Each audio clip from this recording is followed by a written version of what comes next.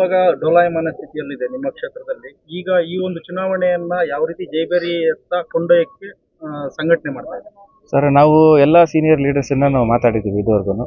ಅವ್ರ ಮನಸ್ಸಲ್ಲಿ ಫಸ್ಟು ಈ ರಾಜೇಗೌಡರದ್ದು ಒಂದು ಇನ್ಸಿಡೆಂಟ್ ಆಗಿದ ಫಸ್ಟ್ ದಿನ ಸ್ವಲ್ಪ ಎಲ್ಲರೂ ಒಂಥರ ಮನಸ್ಸಿಗೆ ಬೇಜಾರು ಮಾಡ್ಕೊಂಡಿದ್ರು. ಅದಾದಮೇಲೆ ನಾವೆಲ್ಲ ಕರೆದು ಎಲ್ಲರಿಗೂ ಅವ್ರಿಗೆ ನಾವು ಮಾರಲ್ ಸಪೋರ್ಟ್ ಏನು ಕೊಡಬೇಕು ನಾವು ಕೊಟ್ಟಿದ್ದೀವಿ ಕೂಡ.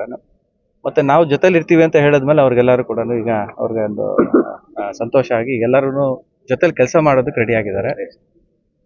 ಅವರ ಈ ಒಂದು ಆಡಿಯೋ ಇಂದ ಪಕ್ಷಕ್ಕೆ ಬಹುದೊಡ್ಡ ಡ್ಯಾಮೇಜ್ ಇದೆ. ಹೌದು, 100%. ಕಾರಣದಿಂದನೇ ಕಾಂಗ್ರೆಸ್ ಭದ್ರಕೋಟೆ ತೆನೆ ಕೈಗೆ ಹೋಯ್ತಾ? ಸರ್, ಅದು ಆವತ್ತಿನ ಪರಿಸ್ಥಿತಿ ಹೇಗಿತ್ತು ಅನ್ನೋದು ಯಾಕಂದರೆ ಜನಗಳ ಒಂದು ಅಭಿಪ್ರಾಯ ಮೇಲೆ ಅದು, ಯಾಕಂದರೆ ಇದು ನಾವು ಡೆಮೊಕ್ರೆಟಿಕ್ ಸಿಸ್ಟಮಲ್ಲಿ ಇದ್ದೀವಿ. ನನ್ನ ಒಬ್ಬನಿಂದ ಆಯಿತು ಅಥವಾ ಇನ್ನೊಬ್ಬರಿಂದ ಆಯಿತು ಅನ್ನೋದು ನಾವು ತಪ್ಪು ಅಂತ ಅನ್ಕೊಂತೀನಿ, ನನ್ನ ಭಾವನೆ. ಅವತ್ತಿನ ಜನಕ್ಕೆ ಅದು ಸರಿ ಅನಿಸಿದೆ, ಅವತ್ತು ಡಿಸಿಷನ್ ತೊಗೊಂಡಿದ್ರೆ ಸರಿ ಇದೆ ಸರ್. ಅವತ್ತು ಚಿಮೂಲ್ ಚುನಾವಣೆ ಕಾಂಗ್ರೆಸ್ ಅಭ್ಯರ್ಥಿಗಳು ಯಾರ್ಯಾರು ನೀವು ಆಯ್ಕೆ ಮಾಡಿದ್ರೆ ನಾಮಿನೇಷನ್ ಪ್ರಕ್ರಿಯೆಯಲ್ಲಿ? ಸರ್, ಈಗ ನಮ್ಮಲ್ಲಿ ಒಂದು ಶಿಡ್ಲಘಟ್ಟ ಕ್ಷೇತ್ರದಿಂದ ಚೊಕ್ಕೇಗೌಡರು ಅಂತ ಸೆಲೆಕ್ಟ್ ಮಾಡಿದ್ದೀವಿ. ಜಂಗಕೋಟೆ ಕ್ಷೇತ್ರದಿಂದ ಶ್ರೀನಿವಾಸ ರಾಮಯ್ಯನವರು ಸೆಲೆಕ್ಟ್ ಮಾಡಿದ್ದೀವಿ. ಇಬ್ಬರು ಕೂಡ ಶ್ರೀನಿವಾಸ ರಾಮಯ್ಯನವರು 2ನೇ ಸತಿ ಕಂಟೆಸ್ಟ್ ಮಾಡ್ತಾ ಇದ್ದಾರೆ. ಅವರು KMF ಡೈರೆಕ್ಟರ್ ಕೂಡ ಆಗಿದ್ದಾರೆ. ಸರ್, ಪಕ್ಷ ಈ ಸಕ್ರಿಯ ರಾಜಕಾರಣ ಪ್ರವೇಶ ಮಾಡ್ತಾ ಇದ್ದೀರಾ ಸರ್? ಹೌದು ಸರ್, ಮಾಡ್ತಾ ಇದ್ದೀವಿ. ಹೇಳಿ ಸರ್. ಈಗ ಚೀಮೂಲ್ ಒಂದು ಅವಕಾಶ ಇದೆ, ಪ್ಲಸ್ ಈಗಾಗಿರುವಂಥ ಒಂದು ವಿದ್ಯಮಾನಗಳೇನಿದಾವೋ ಎಲ್ಲೋ ಒಂದು ಹತ್ರ ನಾವು ಕೂಡ ಕೇರ್ಫುಲ್ ಆಗಿ ನಡಿಬೇಕು ಅಂತ ಅನ್ನೋದಿದೆ.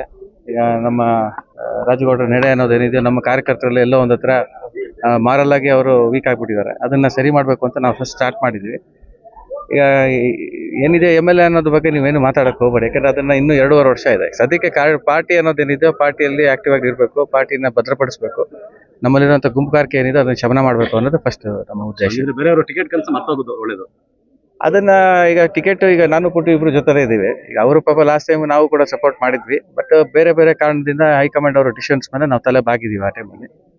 ಈಗ ಮುಂದಕ್ಕೆ ಏನಾಗುತ್ತೋ ಅದನ್ನ ಹೈಕಮಾಂಡ್ ಬಿಟ್ಟಿರುವಂಥದ್ದು, ಯಾಕಂದ್ರೆ ನಾವಿಬ್ರು ಜೊತೆಲಿ ಇರ್ತೀವಿ. ಯಾಕಂದ್ರೆ ನಾವು ಒಂದುಗೂಡಬೇಕು ಅಂದ್ರೆ ನಾವಿಬ್ರು ಜೊತೆಲಿ ಇದ್ರೇನೆ ಒಂದುಗೂಡಾಗೋದು, ಇಲ್ಲಾಂದ್ರೆ ಅದನ್ನ ಮತ್ತೆ ತಿರ್ಗಾ ಬಣ್ಣ ಅಂತ ಕ್ರಿಯೇಟ್ ಮಾಡ್ತಾರೆ. ನಾವು ಮಾಡದಿರಿದ್ರು ಆಪೋಸಿಟ್ ಅವರಂತೂ ಮಾಡೇ ಮಾಡ್ತಾರೆ. ಸರ್, ಶಿಡ್ಲಘಟ್ಟದಲ್ಲಿ ಕಾಂಗ್ರೆಸ್ ಕ್ಷೇತ್ರವನ್ನ ಗಟ್ಟಿಗೊಳಿಸಲಿಕ್ಕೆ ಈ ಚಿಮೂಲ್ ಚುನಾವಣೆ ನಿಮಗೆ ಒಂದು ಅಡಿಪಾಯನ? ಸರ್, ಈಗ ಲಾಸ್ಟ್ ಟೈಮ್ ಕೂಡ ಚೀಮೂಲ್ ಎಲೆಕ್ಷನ್ಸ್ ಅಲ್ಲಿ ನಾವೇ ಇನ್ವಾಲ್ವ್ ಆಗಿ ಪಾರ್ಟಿಸಿಪೇಟ್ ಮಾಡಿ ತುಂಬಾ ಚೆನ್ನಾಗಿ ನಾವು ಗೆದ್ದುಕೊಂಡಿದ್ದೀವಿ. ಮತ್ತೆ ಲೋಕಲ್ ಎಲೆಕ್ಷನ್ಸ್ ಕೂಡ ನಾವು ಗೆದ್ದುಕೊಂಡಿದ್ದೀವಿ.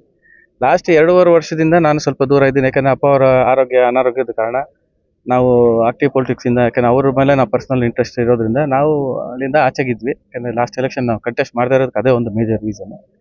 ಅದಾದ್ಮೇಲೆ ಈಗ ಎಲ್ಲ ಸರಿ ಹೋಗ್ತಾ ಇದೆ. ಬಟ್ ನೋಡೋಣ, ಈಗ ನಾವು ಇಬ್ರು ಜೊತೆಲಿದ್ದೀವಿ. ಮುಂದೆ ಯಾರಿಗಾಗುತ್ತೋ ಅದನ್ನ ಹೈಕಮಾಂಡ್ ಅವ್ರು ಡಿಸೈಡ್ ಮಾಡ್ತಾರೆ. ಅವ್ರು ಹೈಕಮಾಂಡ್ ಆಗಿ ಅವ್ರು ಸರ್ವೆ ಮಾಡ್ತಾರೆ, ಅವರೇ ಒಂದು ರಿಪೋರ್ಟ್ ತಗೊಂತಾರೆ. ಮತ್ತೆ ನಾವಿಬ್ರು ಕೂಡ ಅದನ್ನ ಒಪ್ಕೊಳ್ಳೋದಕ್ಕೆ ನಾವಿಬ್ರು ಸಿದ್ಧವಾಗಿದ್ದೀವಿ. ಮೊಟ್ಟ ಮೊದಲ ಚಿಮೂಲ್ ಚುನಾವಣೆ ನಡೀತಾ ಇದೆ. ಈ ಟೈಮ್ ನಲ್ಲಿ ನಿಮ್ಮದೇ ಕಾಂಗ್ರೆಸ್ ಸರ್ಕಾರ ಅಧಿಕಾರದಲ್ಲಿದೆ. ಸೊ ಚಿಮೂಲ್ನ ಒಂದು ಅಭಿವೃದ್ಧಿಗೆ ಸರ್ಕಾರ ಯಾವ ರೀತಿಯಲ್ಲಿ ನೀವು ಸರ್ಕಾರವನ್ನ ಅಪ್ರೋಚ್ ಮಾಡ್ತೀರಿ, ಹೇಗೆ?